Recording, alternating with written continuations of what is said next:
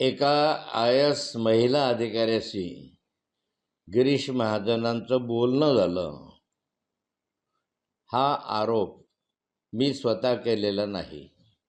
हा आरोप गगनभेदीचे अनिल थत्ते यांनी केलेला आहे आणि त्यांनी त्यामध्ये अमित शहांचा उल्लेख केलेला आहे की अमित शहांकडे या संदर्भामध्ये CDR उपलब्ध आहे असं त्यांनी सांगितलं.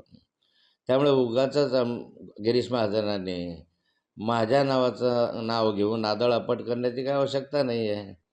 त्यांनी या ठिकाणी पुरावे मागायचे असतील, अन्य काही सांगायचं तर अनिल थत्तेंशी मागावे ना.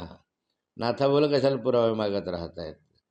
आणि त्यामध्ये अनिल थत्तेंचं जे आहे तर त्यात तथ्य आहे की नाही तथ्य आहे हे तुम्ही शोधा. अन्यथा अनिल थत्तेंवर काही कार्यवाही करायची असेल तर ते तुम्ही करा.